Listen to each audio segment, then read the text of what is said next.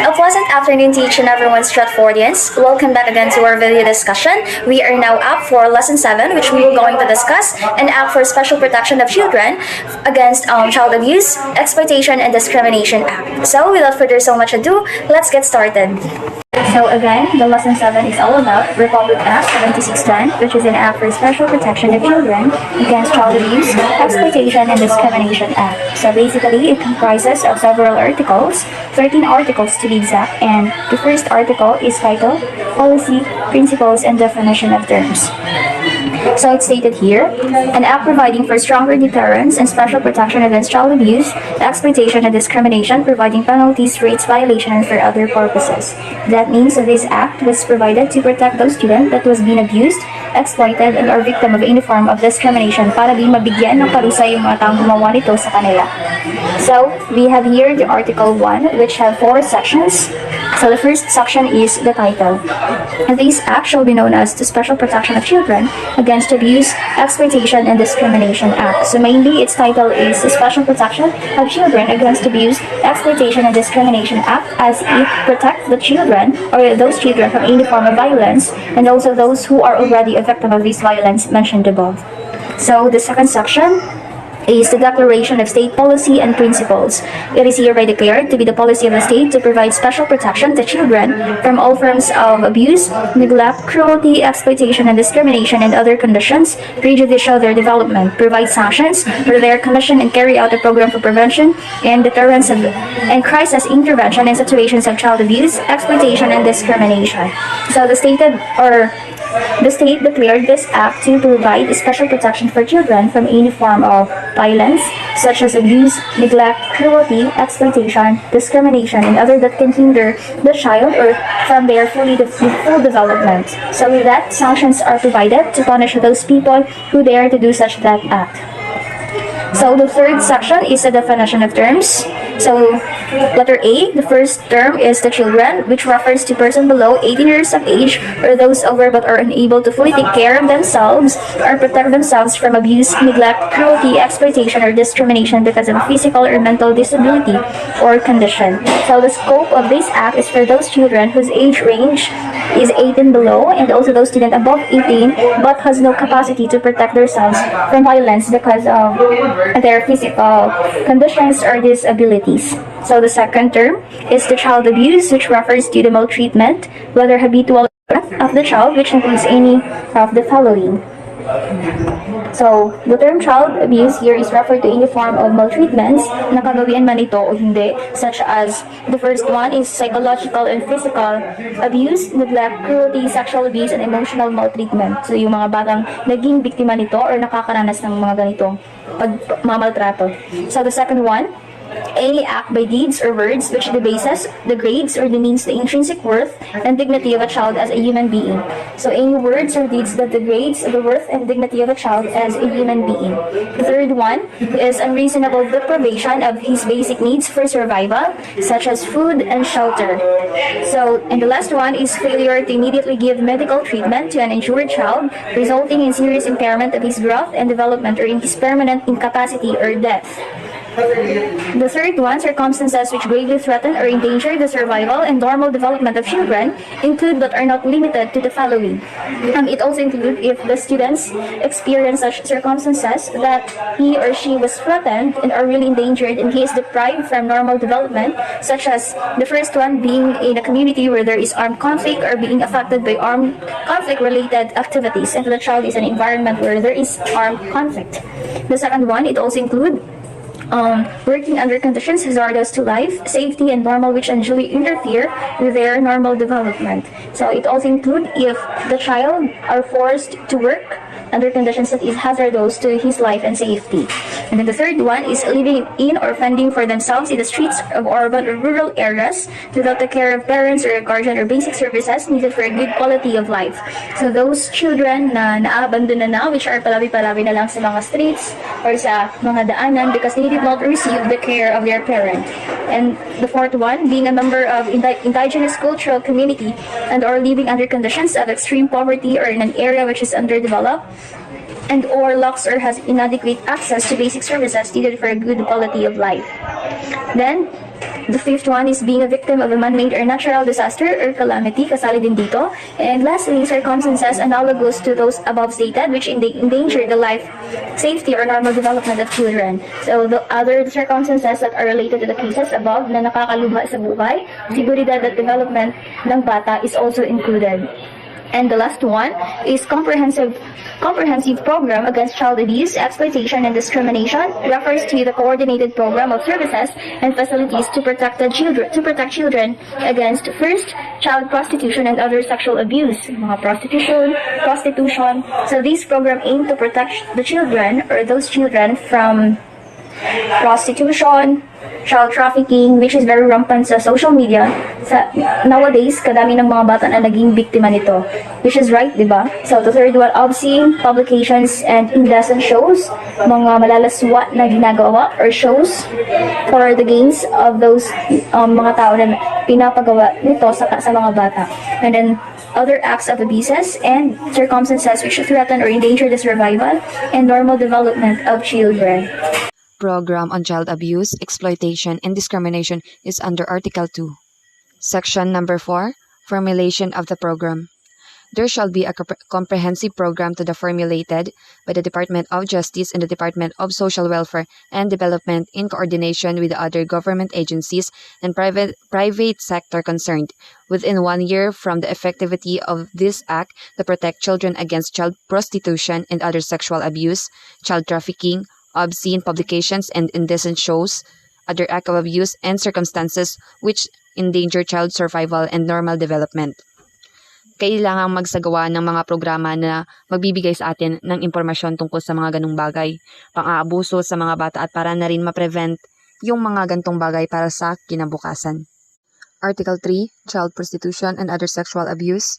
Section number 5, Child Prostitution and Other Sexual Abuse. Children, whether male or female, who for money, profit, or any other consideration or due to the coercion of influence of any adult, syndicate or group, indulge in sexual intercourse or lascivious conduct, are deemed to be children exploited in prostitution and other sexual abuse.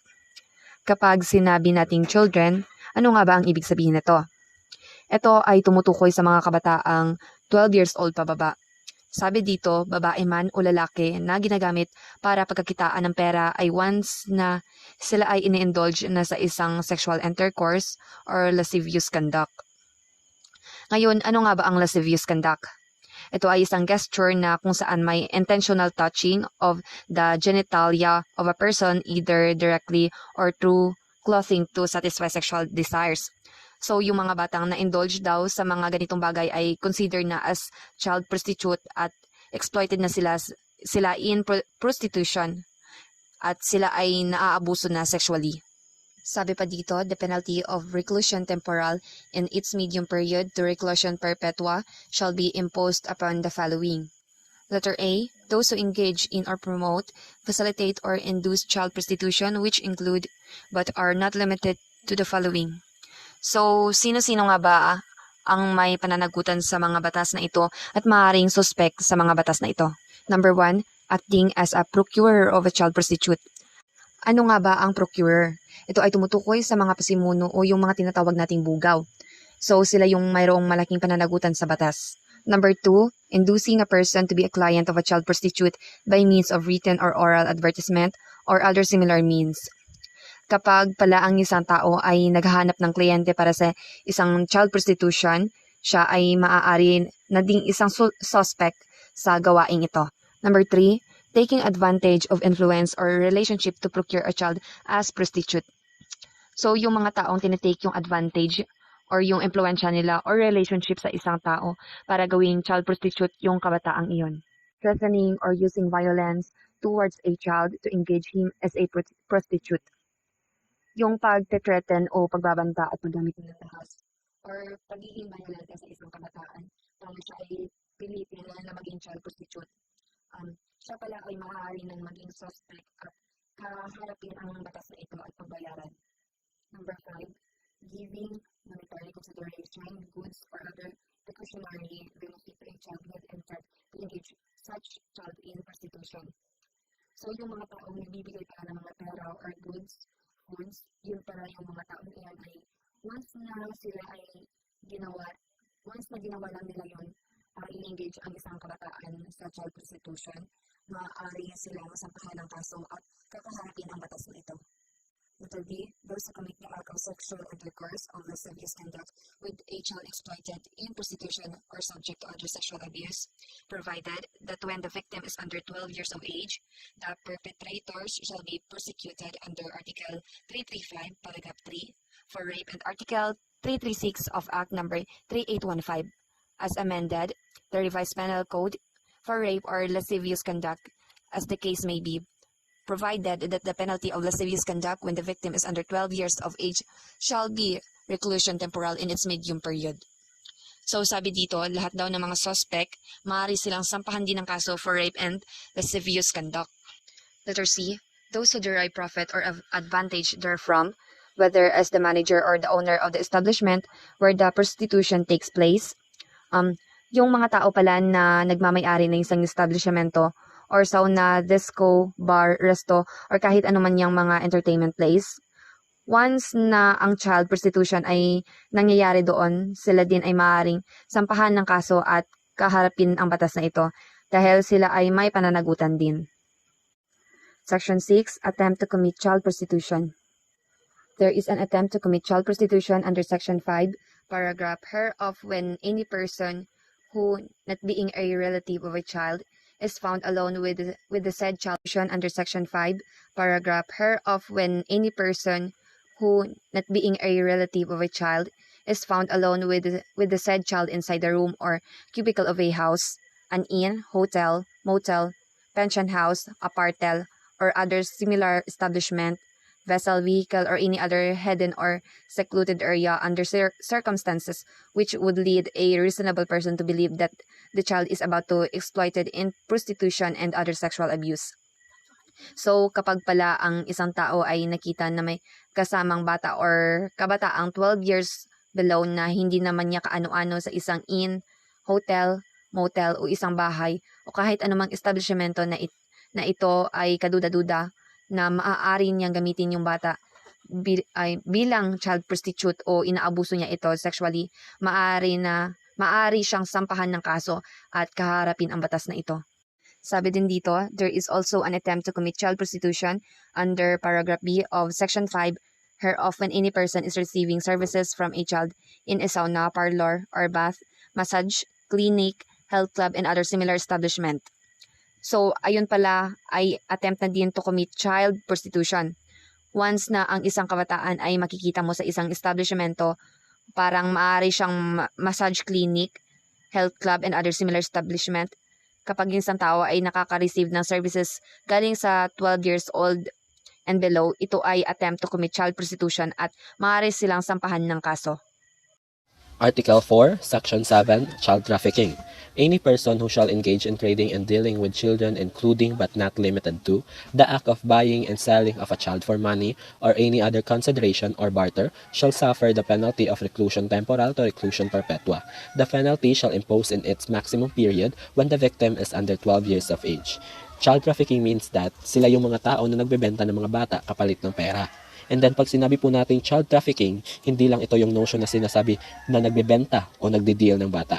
Hindi lang po yun. Kasi pwede po nating makonsider o matawag na child trafficking yung tinatawag nating barter na nagkakaroon ng exchange of goods o kung ano paman. In short, ang child trafficking ay tumutukoy sa isang tao na nagbebenta o nagte-trade ng mga bata mula 12 years old pababa upang makalikom ng pera. Section 8, attempt to commit child trafficking. There is an attempt to commit child trafficking under Section 7 of this Act. When a child travels alone to a foreign country without valid reason. Kapag ang isang bata ay sinamahan ng isang tao na nasa legal age papunta sa isang foreign country na walang permission mula sa kanyang magulang o hindi inisyuhan ng clearance ng DSWD, ay matatawag po ito na attempt to commit child trafficking.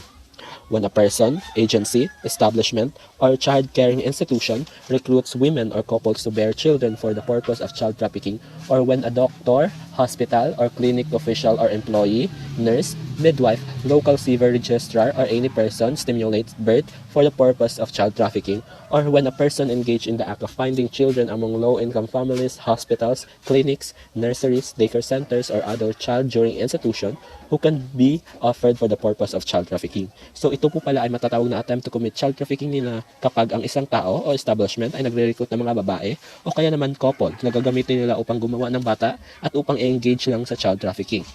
At naghahanap sila ng mga tao o pamilya na may low income, ay parang tinatake advantage nila ito para yung tao o kabataan sa pamilya na iyon ay magamit nila para pagkakitaan na matuturing na child trafficking na rin.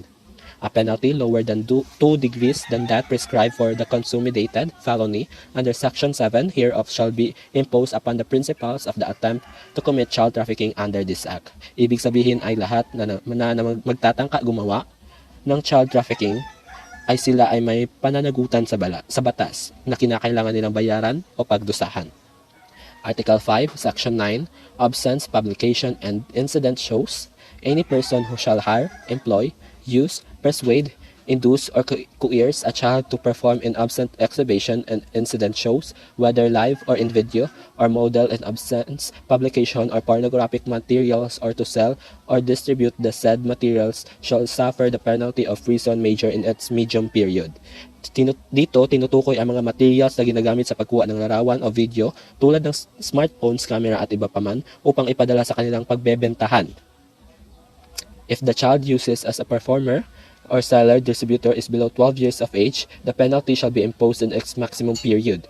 Any ascendant, guardian, or any person entrusted in any capacity with the care of a child who shall cause and or allow such child to be employed or to participate in an absence play, scene, act, movie, or show in any other acts covered by this section shall suffer the penalty of prison major in its medium period. The Article 6, Other Acts of Abuse. So Section 10, Other Acts of Neglect, Abuse, Cruelty, or Exploitations and other conditions of prejudicial to the child's development. So any person who shall commit any other acts of child abuse, cruelty, or exploitation, or to be responsible for the other condition prejudicial to the child's development, including those covered by the Article 59 of Presidential Decree Number 603, as amended but not covered by the Revised Penal Code, as amended, shall suffer the penalty of prison mayor in its minimum period. Napaloob dito na sinumang tao nagagawa ng anumang mga gawain na pang-aabuso sa mga bata o minor de edad tulad ng pagsasamantala or kalupitan na makakasama sa child's development ay mapaparusahan ng pagkakakulong in its minimum period. So, any person who shall keep or have in his company a minor 12 years old or under, or who in 10 years old or more his junior in any public or private places, hotel, motel, beer joint, discotheque, cabaret, pension house, sauna, or massage parlor, beach, and other tourist resorts or similar places shall suffer the penalty of persona mayor in its maximum period and a fine of not less than 50,000 pesos. So, sinasabi dito na kung sino man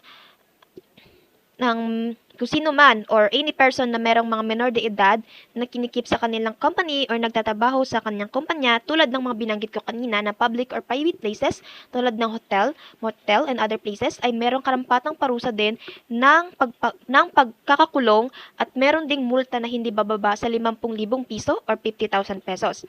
Kasi nga, it's provided that this provision shall not apply to any person who is related within the fourth degree of consanguinity or affinity or any bond recognized by law. So, local customs and traditions or act in this performance of social, moral, or legal duty. Letter C, any person who shall induce, deliver, or offer a minor to anyone prohibited by this act to keep or have in his company a minor as provided in the preceding paragraph shall suffer the penalty of prison mayor in its medium of period in its fine of not less than 40,000 pesos.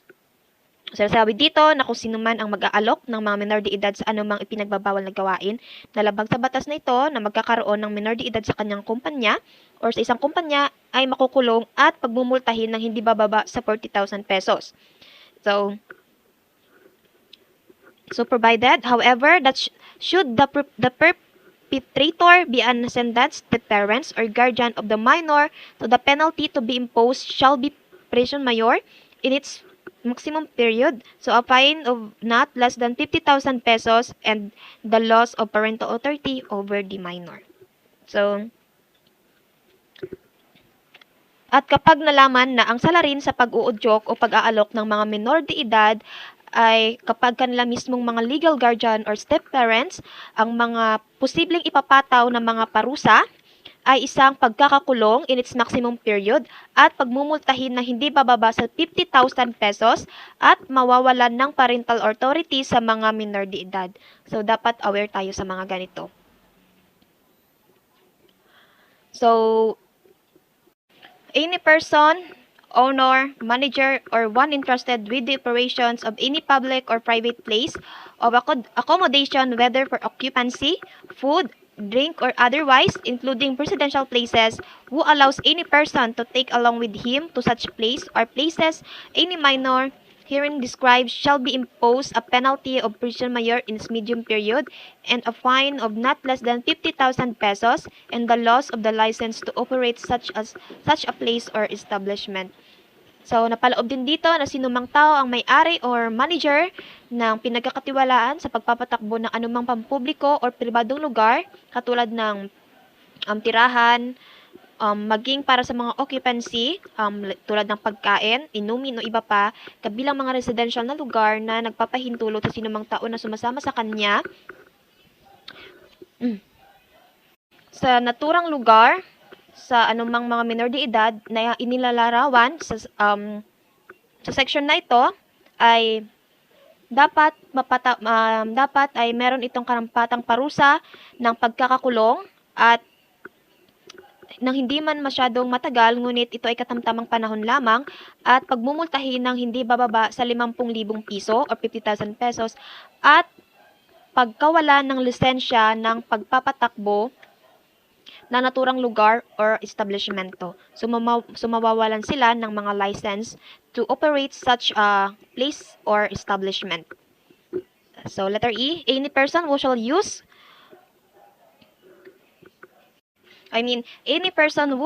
coerce, force, or intimidate a street child or any other child like beg or use begging as a mean of living and act as conduit or middleman in drug trafficking or pushing.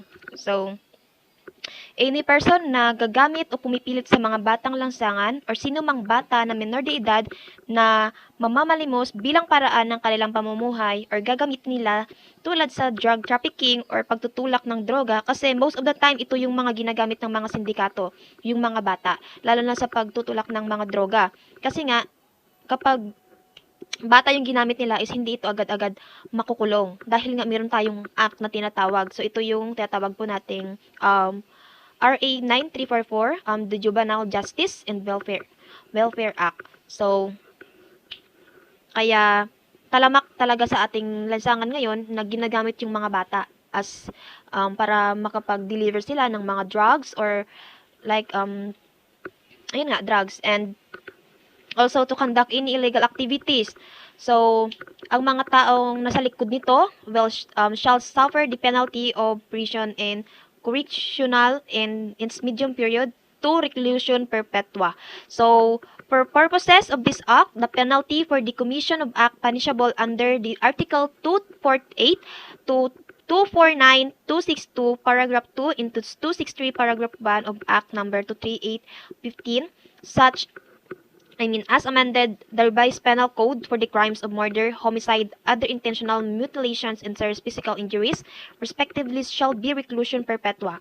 When the victim is under the 12 years of age, so the penalty for the commission of act is punishable under the Article 337, 339, 340, and 341 of Act number 3815, as amended, the revised penal code for the crimes of qualified seductions, acts, or lasciviousness with the consent of the offended party, corruption of minors, and white slave trade. So, respectively, shall be 1 degree higher than that imposed by the law when the victim is under 12 years old. So, the victim of the acts committed under this section shall be entrusted to the care of the Department of Social Welfare and Development. So, yung mga biktima ng mga acts committed under sa section na ito shall be entrusted to the take care of the Department of Social Welfare and Development or DSWD. Article 7, Sanction for Establishment or Enterprises. Section 11, Sanction of Establishment or Enterprises which promote, facilitate, or conduct activities constituting child prostitution and other sexual abuse, child trafficking, obscene publication, and indecent show, and other acts of abuse. So, sa Article 7, ay tumutukoy ito sa mga establishment or enterprises. Sa Section 11, makikita natin dito yung mga establishment and enterprises na nagpo-promote ng mga sexual abuse laban sa mga minor de edad or child trafficking. So, it's already explained dito na all establishment and enterprises which promote or facilitate child prostitution and other sexual abuse, child trafficking, obscene publication, and indecent show, and other acts of abuse shall be immediately closed, and their authority or license to operate cancelled without prejudice to the owner or manager thereof being prosecuted under this act and or the revised penal code as amended or special law. So lahat po daw ng mga establishment and enterprises na nagpo-promote or nagpa-facilitate ng mga child prostitution and other sexual abuse, child trafficking, or magpapakita ng mga indecent show ay agad-agad po ito ipinapasara ng ating government, especially po ng ating DSWD, at upang matigil po ang mga ganitong mga paglabag sa mga karapatan ng mga bata or mga minor de edad. So, a sign with the word off limits shall be conspicuously displayed outside the establishment or enterprises by the Department of Social Welfare and Development for such period which shall not be less than 1 year as the department may determine. So, the unauthorized removal of such sign shall be punishable by the prison correctional. So, sa labas po ng mga establishment or mga enterprises na pinahinto ng ating government, lalagyan po ito ng karatula ng off-limits na di-display outside, sabi ko nga, sa establishment ng ating Department of Social Welfare and Development na hindi bababa sa 1 taon. At kung sino man ang mga unauthorized na magre-remove or tatanggal ng mga such signs na inilagay sa labas ng enterprises or establishment ay meron itong karampatang parusa by the provision of correctional. So, an establishment shall be deemed to promote or facilitate child prostitution and other sexual abuse, child trafficking, obscene publication, indecent show, and other acts of abuse in its acts of constituting the same occur in the premises of said establishment under this act or in a violation of the revised penal code as amended. So, an enterprise such as a sauna, travel agency, or recruitment agency which promotes the aforementioned acts as part of a tour for foreign tourists, exhibit children in a lewd or indecent show, provided child's measures for adult of the same or opposite sex, and said services include any lascivious conduct with the customer or solicits children's or activities constituting the aforementioned act shall be deemed to have committed the acts penalized herein. So, lahat ng mga paglabag na nabanggit dito sa article na ito sa ilalim ng establishment or mga, sa sanction of establishment and enterprises ay may tituring na nakagawa ito ng mga gawaing labag sa batas natin na kung saan ay mga bata yung mga nagiging biktima dito. Especially ng mga sexual abuse kasi nga minsan nakikita natin ito sa mga TV na nababalita na lahat ay bata talaga yung mga nagiging biktima ng mga ganitong mga karahasan sa ating paligid. So, sabi ko nga, lahat ng mga